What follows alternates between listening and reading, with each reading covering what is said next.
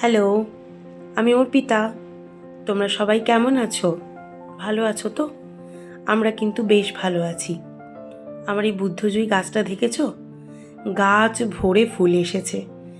আর কাছে গেলে না একটা হালকা মিষ্টি গন্ধ পাওয়া যায়। কি যে মন মাতাল করা গন্ধটা, কি বলবো।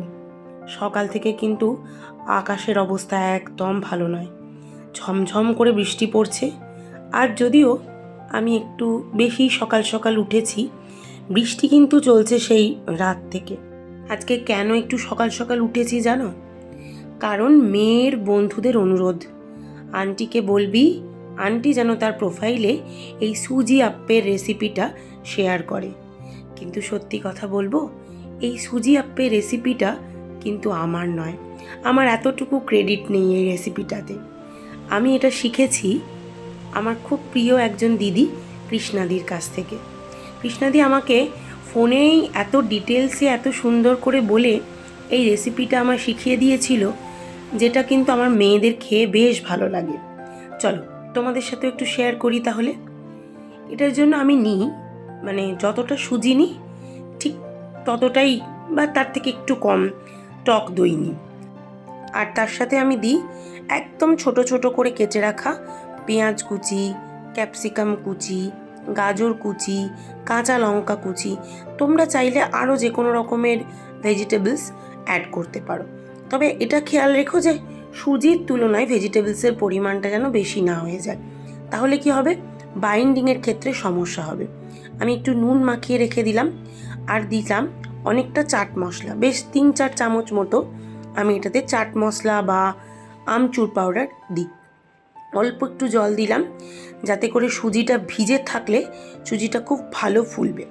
এবার দেখো কড়াইতে একদম অল্প একটুখানি সর্ষের তেল দিয়ে তাতে শুকনো লঙ্কাগুলো আমি একদম ছোট্ট ছোট্ট করে কুচি করে নিয়ে তাতে সর্ষে, হিং, কারি পাতা ফোড়ন দিয়েছিলাম।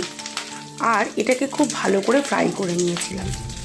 বাইরে আকাশের অবস্থা তো প্রতি মিনিটে মিনিটে খারাপ হচ্ছে। কি মারাত্মক বাজে অবস্থা দেখো বাইরে আকাশের, দেখেছো?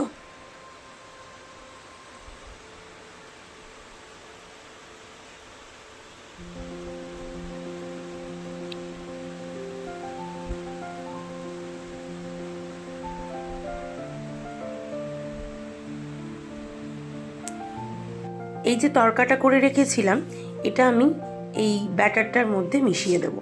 ব্যাটারটা কিন্তু খুব পাতলা হবে না, একটু মোটা থকথকে ব্যাটার হবে, দেখতেই পাচ্ছ। এইবার আমি আপ্পাম ট্রে বসিয়েছিলাম।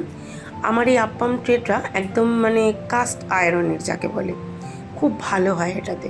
এটাতে একদম অল্প করে অয়েল স্প্রে করে সেটাকে ব্রাশ করে এক এক করে ব্যাটারটা দিয়ে দিলাম। ঢাকা চাপা দিয়ে একটা দিক আমি খুব ভালো করে হতে দেব। মোটামুটি ওই একটা, যেহেতু সুজি সেহেতু কিন্তু খুব স্লো কুক করতে হয় এবং এটা করতে কিন্তু একটু টাইম লাগে। মোটামুটি এক এক সাইড মোটামুটি ধরে রাখো ওই 7 থেকে 8 মিনিট করে কিন্তু সময় লাগে, তা না হলে কিন্তু ভেতরে কাঁচা থেকে যায়। আর আমি যেহেতু তেলটা খুবই কম ইউজ করেছি সেহেতু একটু টাইম তো বেশি লাগবেই। এবার একটা দিক 7 মিনিট, তারপরে কি করতে হবে, ঢাকনাটা খুলে আবার প্রত্যেক কটা সুজি আপ্পে আমি উল্টে উল্টে দেবো। তারপরে আবার আরেকটা দিক, সেটাও 8 থেকে 9 মিনিট মতো হতে দেব। তাহলেই কিন্তু এটা একদম রেডি হয়ে যাবে। একদম তামঝাম নেই, খুব ইজি রেসিপি। তোমরাও ট্রাই করো আর আমাকে জানাতে ভুলো না কিন্তু।